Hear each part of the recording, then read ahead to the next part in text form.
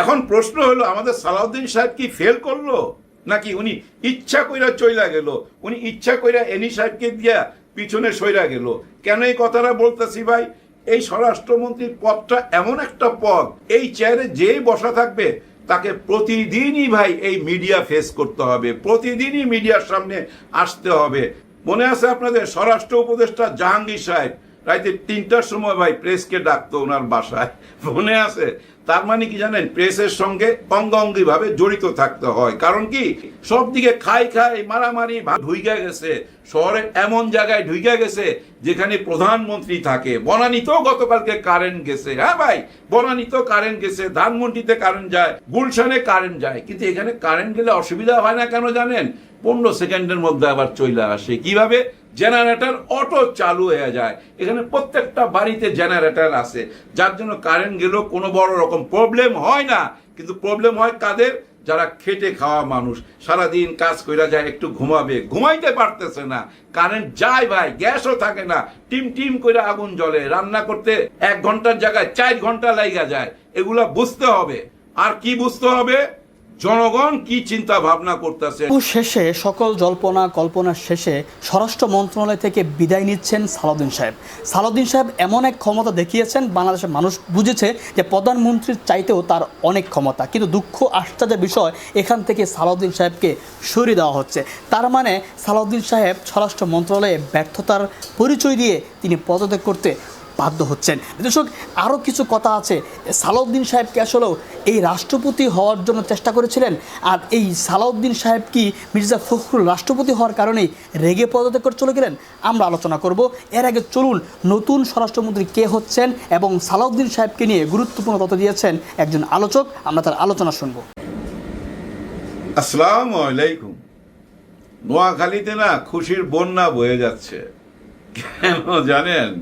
স্বরাষ্ট্রমন্ত্রী নোয়াখালীর, হ্যাঁ, শহীদুদ্দিন চৌধুরী এনি ছাত্র নেতা ছিল, রাজনীতি করতে করতেই এই পর্যন্ত আসছে, ওনাকে স্বরাষ্ট্রমন্ত্রী বানানো হয়েছে। এই জন্যই খুশির বন্যা বয়ে যাচ্ছে। নিশ্চয়ই কিছু চমক আসবে, নিশ্চয়ই চমক আসা উচিত। উনি তো দেখছে গত 6 মাস আমাদের সালাউদ্দিন সাহেব কিছু করতে পারে না, এই জিনিসটা উনি দেখছে। আমি মনে করি ওইখান থেকে উনি শুরু করবে। উনি তো জানে চারিদিকে একটা খাই অবস্থা। হ্যাঁ ভাই, পুরো দেশে একটা খাই অবস্থা আছে। কারা এই খাই অবস্থা তৈরি করছে, নিশ্চয়ই ওনার কাছে গোয়েন্দা রিপোর্টগুলো এখন আসতে থাকবে, ওই হিসাবে উনি কাজ করবে। আশা করব এর মধ্যে রাজনীতি খুঁজা বেড়াবে না, দল খুঁজা বেড়াবে না, অপরাধী কোন দলের সেটা যেন না খোঁজে। অপরাধ যেই করবে তাকেই ভাই হ্যান্ডকাপ লাগাইতে হবে। শুধু হ্যান্ডকাপ লাগাইলে হবে না, ছুঁইটা যেন আসতে না পারে সেই ব্যবস্থাও করতে হবে। কারণ কি জানেন, আবার হ্যান্ডকাপ লাগায় আপনি ছাইরা দিবেন, ওইখানে একটা বাণিজ্য হয়ে যাবে, ওই বাণিজ্যর ভিতর দিয়ে আবার ছুঁইটা যাবে, তাহলে তো আর কিছু হইল না। মাঝে মাঝে পুলিশ ভাইরা বলে না যে ভাই আমরা তো ধরি, অপরাধীকে ধইরা দেই, 2 মাস পর আবার চইলা আসে, আইসা আবার আমাদের সামনে হাঁটাহাঁটি করে, আমাদের দেখা মুচকি হাসে। ওই জিনিসটা বন্ধ করতে হবে এনি সাহেব, তাইলে আপনি সফল হবেন। আপনার আরেকটা ভিডিও কিন্তু এখন ভাইরাল হবে, আপনি মাইন্ড করবেন না, এটা ভাইরাল হবেই। কোনটা জানেন? ওই যে আপনি বলছিলেন নির্বাচনের আগে আপনার নোয়াখালীতে কোনো একটা অফিসে বৈশা, বুঝছো, ভাগাভাগি কইরা নিতে হবে, সিস্টেমের মধ্যে নিতে হবে। শুধু একা খাইলেই হবে না, সবাইকে দিয়া খাইতে হবে। নিচে না দিলে এটা নিয়ে কথা উঠবে। কি খাইতে বলছিলেন? ওই খাই কথাটাই বলতেছি। ওইখানেও কিন্তু ওই খাওয়ার কথাই আপনি আলাপ করতেছিলেন, যে একা খাইও না, সবাই দিয়া থুইয়া খাইও। যাই হোক, ওইটা একটা রাজনীতির ব্যাপার। সামনে নির্বাচন ছিল, কাউরে খেপানো যাবে না, তাল দিয়া চলতে হবে, ভোটটা তো নিতে হবে। এখন কিন্তু আপনি ভোট নিয়ে নিছেন এবং স্বরাষ্ট্রমন্ত্রী হয়ে গেছেন, কাউকে চিনবেন না, নিজের ভাইকেও চিনবেন না। দেখায় দেন, হ্যাঁ, আপনি তো ঢাকা ইউনিভার্সিটি থেকে রাজনীতি করতে করতে আজকে এই পর্যন্ত আসছেন। উইরা আইসা জুইরা বসেন নাই। অনেক বিজনেসম্যানরা ভাই উইরা আইসা জুইরা বসছে এই বিএনপিতে, বড় বড় পদ বাগায় নিছে, মন্ত্রিত্ব, এমপি, অনেক কিছু। আপনি কিন্তু সারাটা জীবন দিছেন এই রাজনীতির পিছনে। দেখায় দেন নোয়াখালীর ইজ্জত বাঁচায়া দেন, একেবারেই অন্ধ হয়ে যান, একেবারে বাটি চালান দিয়া দেন, কারোর সাথে আপোষ করবেন না, এবং ওই পুলিশদের সঙ্গেও কিন্তু আপোষ করবেন না। কোনো পুলিশ যদি অন্যায় করে সেটাও কিন্তু থাবা দিয়া ধরতে হবে। কারণ আপনি তো নিশ্চয়ই জানেন মাদকের সাথে অনেক পুলিশ ভাই জড়িত আছে। ভাই, পুলিশের সহযোগিতা ছাড়া এই মাদক ব্যবসা চলতে পারে না। আমি সব পুলিশের কথা বলতেছি না, কেউ না কেউ তো জড়িত আছে, তাদেরকেও খুঁজা বাইর করবেন, প্রথমেই তাদেরকে ধরবেন, তাদেরকে ধরলেই ভাই ওই নিচের দিকে সবাই সাবধান হয়ে যাবে।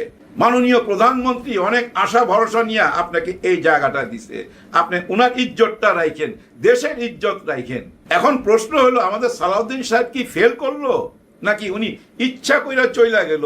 উনি ইচ্ছা কইরা এনি সাহেবকে দিয়া পিছনে সইরা গেল।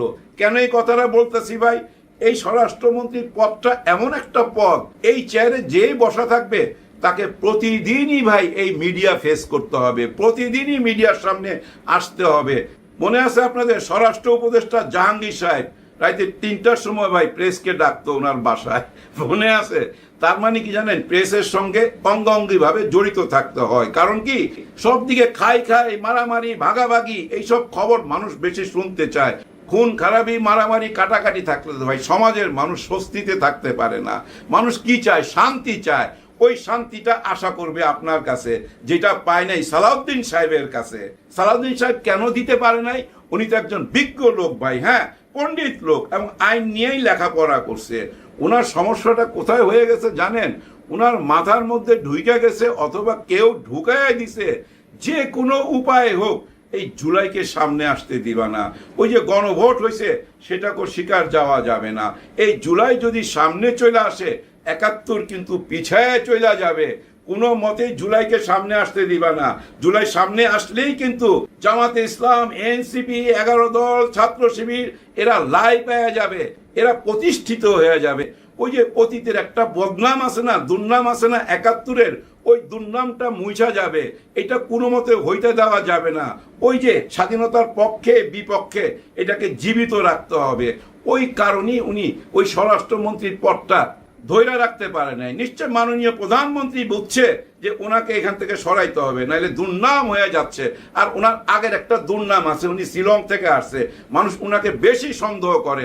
আর সবসময় মিডিয়ার সামনে থাকলে এটা চারিদিকে ছড়াইতেই থাকবে, যার জন্য একটু সরাই দিল মিডিয়া থেকে, সামনে নিয়ে আসলো এনি সাহেবকে। এনি সাহেবের হাতেই এখন দেশের ইজ্জত, এনি সাহেবের হাতেই মানুষের নিরাপত্তা এই বর্তমানে। দেখেন ভাই ব্রাদার, আমাদের যে 18 মাসের একটা সরকার ছিল, ওই সরকারটা যখন আসছিল তখন কি অবস্থা ছিল একবার খেয়াল করে দেখেন। 400 থানার মধ্যে আগুন জ্বলতেছিল এবং কোনো থানাতে পুলিশ ছিল না, যে যেমনে পারতাছিল ভাগতেছিল। ওই টাইমে সরকার গঠন করে ওই ডক্টর ইউনূস সরকারের একজন উপদেষ্টা নিয়ে কথা বলতে চাই, ডক্টর ফয়জুল কবির খান সাহেব। উনি কিন্তু ছিল এই জ্বালানি উপদেষ্টা। এখন যেখানে আমাদের টুকু সাহেব আছে ওই জায়গাটাতেই উনি ছিল। আপনারা একবার খেয়াল করে দেখেন তো, ওই 18 মাস কি এইভাবে বিদ্যুৎ গেছে? গ্যাসের কোনো বড় রকম প্রবলেম হয়েছে? বাজারের জিনিসপত্রের দাম কি এতটা বাড়ছে? সব কিছুই কিন্তু উনি সামলাইছিল। নিশ্চয়ই আপনাদের মনে আছে, ওই 18 মাসের মধ্যে আমরা 2টা ঈদ পাইছিলাম, রোজার ঈদ আর কোরবানি ঈদ। ওই রোজার ঈদ আর কোরবানি ঈদে লক্ষ লক্ষ মানুষ দেশের বাড়িতে গেছে, আবার কিন্তু দেশের থেকে ফিরত আইছে। বড় ধরনের কোনো অঘটন ঘটে নাই। এবং ওনার আমলে যে রোজাটা গেছিল, ওই রোজার মাসে বিন্দু মাত্র কারেন্ট যায় নাই। আমার তো মনে হয় আমাদের ইকবাল হাসান মাহমুদ টুকু সাহেবের ওনার সাথে একটু বৈঠক করার দরকার ছিল, যে ভাই আপনি ওই 18 মাস এই জ্বালানি গ্যাস কিভাবে সামাল দিছিলেন, একটু আমারে বুদ্ধি পরামর্শ দেন তো। ওনার কাছ থেকে বুদ্ধি পরামর্শ নেওয়া উচিত ছিল আমাদের টুকু সাহেবের। নেয় নাই, নিশ্চয়ই নিবে না। কারণ কি জানেন, ডক্টর ফয়জুল কবির সাহেবের পিছনে আবার জামাতের ট্যাগ দেওয়া আছে। ছাত্র জীবনে নাকি উনি শিবিরের সাথে যোগাযোগ ছিল, শিবিরের রাজনীতি করছে, এরকম কথাই কিন্তু তখন আমরা শুনতাম। উনিও কিন্তু সামনে আসতো না, নীরবে কাজ কইরা গেছে। মানুষের মৌলিক চাহিদাটা কি ভাই? এই গ্যাস মৌলিক চাহিদা, কারেন্ট মৌলিক চাহিদা ভাই। রান্না করতে হবে, খাইতে হবে, আর বিদ্যুৎ না থাকলে ভাই কাজ কাম করা যাবে না। এই যে মিলন সাহেব আমাদের যে মন্ত্রী, এই যে মন্ত্রী সাহেব আমাদের শিক্ষামন্ত্রী কোথায় জানি ভাষণ দিতে গেছিল, হঠাৎ কইরা কারেন্ট চলে গেছে। তার মানে কারেন্ট যায়, কিন্তু আমাদের টুকু সাহেব খালি বলে না কারেন্ট যায় না। উনি টেলিফোন করছে গ্রামে, কারেন্ট যায় না। ভাই আমরাও তো টেলিফোন করি, কারেন্ট এখন ভাই শুধু গ্রামে না, শহরের মধ্যে তো ঢুইকা গেছে। শহরের এমন জায়গায় ঢুইকা গেছে যেখানে প্রধানমন্ত্রী থাকে। বনানীতেও গতকালকে কারেন্ট গেছে। হ্যাঁ ভাই, বনানীতেও কারেন্ট গেছে, ধানমন্ডিতে কারেন্ট যায়, গুলশানে কারেন্ট যায়। কিন্তু এখানে কারেন্ট গেলে অসুবিধা হয় না কেন জানেন? 15 সেকেন্ডের মধ্যে আবার চলে আসে। কিভাবে? জেনারেটর অটো চালু হয়ে যায়। এখানে প্রত্যেকটা বাড়িতে জেনারেটর আছে, যার জন্য কারেন্ট গেলেও কোনো বড় রকম প্রবলেম হয় না। কিন্তু প্রবলেম হয় কাদের? যারা খেটে খাওয়া মানুষ, সারাদিন কাজ কইরা যায়, একটু ঘুমাবে, ঘুমাইতে পারতেছে না, কারেন্ট যায় ভাই, গ্যাসও থাকে না, টিম টিম করে আগুন জ্বলে, রান্না করতে 1 ঘন্টার জায়গায় 4 ঘন্টা লাইগা যায়। এগুলা বুঝতে হবে। আর কি বুঝতে হবে? জনগণ কি চিন্তা ভাবনা করতেছে, জনগণ আপনাদেরকে কোন দৃষ্টিতে দেখতেছে, এইটাও আপনাদেরকে ভাইবা বাইর করতে হবে, নাইলে কিন্তু ভুল করবেন। ভাই ব্রাদার, 18 মাসের যে সরকার ছিল ডক্টর ইউনূস স্যারের সরকার, ওই টাইমে আসিফ মাহমুদ সজীব ভুঁইয়ার বাবা একটা ঠিকাদারি লাইসেন্স বাইর করছিল, মনে আছে আপনাদের? এটা নিয়ে জুলকারনাইন সাহেব একটা নিউজ করলো, তারপরে ভাই সবাই ঝাঁপায় পড়লো। 100 থেকে 150 টক শো হয়েছে শুধু এইটার উপরে, যে আসিফ মাহমুদ সজীব ভুঁইয়ার বাবা ঠিকাদারি লাইসেন্স বানায় হাজার হাজার কোটি টাকা নিয়ে যাইতেছে। আসলে উনি ঠিকাদারি লাইসেন্সটাই শুধু বাইর করছিল, কোনো কাজের জন্য কোথাও যায় নাই, কোনো কাজও করে নাই, 1 টাকাও কামাইতে পারে নাই। আসিফ মাহমুদ সজীব ভুঁইয়া এসে কিন্তু ক্ষমা চাইছে এবং ওনার বাবার লাইসেন্সটা ক্যান্সেল কইরা দিছে। কিন্তু বর্তমানে কি ঘটতেছে? আপনারা যারা এই যে ফেরিওয়ালা বুদ্ধিমান আছেন, টক শোতে এসে চিৎকার করছিলেন ওই টাইমে, এখন কেন চিৎকার করেন না? আমাদের সালাউদ্দিন আহমেদ সাহেবের ছেলে সাইদ ইব্রাহিম আহমেদ বিরাট বড় ঘটনা তো ঘটাইছে ভাই একটা, সেটা নিয়ে কোনো আলোচনা নাই। ঘটনা কি? 40,000 কোটি টাকার একটা কাজ পাইছে, সরকারি কাজ। 40,000 কোটি, মাথায় রাখেন। কাদের সঙ্গে এই কাজটা? জাপানি একটা কোম্পানির সাথে সালাউদ্দিন সাহেবের ছেলে জড়িত। এই কাজটা ওনারা বাগায় নিছে। এই কাজটা কি? বিশাল বিশাল 2টা ব্রিজ বানাবে কোথায় জানো, সেই কাজটা তারা পাইছে। এখন আমার প্রশ্ন, এই কোম্পানি কি কোনো অতীতের কোনো রেকর্ড আছে? রাস্তার একটা ড্রেন বানাইছে, ড্রেনের কাজ করছে, অথবা কোথাও একটা ছোট্ট কালভেট বানাইছে বা ব্রিজ বানাইছে, এরকম কোনো রেকর্ড আছে? তাদেরকে কেন ওই 40,000 কোটি টাকার কাজ দেওয়া হইলো? একজন উপদেষ্টার বাবা শুধু একটা ঠিকাদারি লাইসেন্স করছিল, তখন আপনারা ঝাঁপায় পড়ছিলেন। এখন কেন আপনারা চুপ আছেন? দেশের একজন মন্ত্রীর ছেলে যদি এই কাজটা পায়, লাভ কার হবে? ওই ঠিকাদারি ব্যবসা যদি করতো আসিফ মাহমুদ সজীব ভুঁইয়া বাবা, যদি ওই কাজটা করতো, লাভ কার হইতো? লাভটা হয়তো আসিফ মাহমুদের, টাকাটা তো তার কাছেই আসতো। এখন ওনার ছেলে যে কাজটা করতেছে, এই কাজের লাভটা কার হবে? ওনার বাবা তো এই লাভটা পাবে, পাইবে না? ওই লাভটা ওনার বাবাই তো পাবে, ওনার ঘরেই তো যাবে।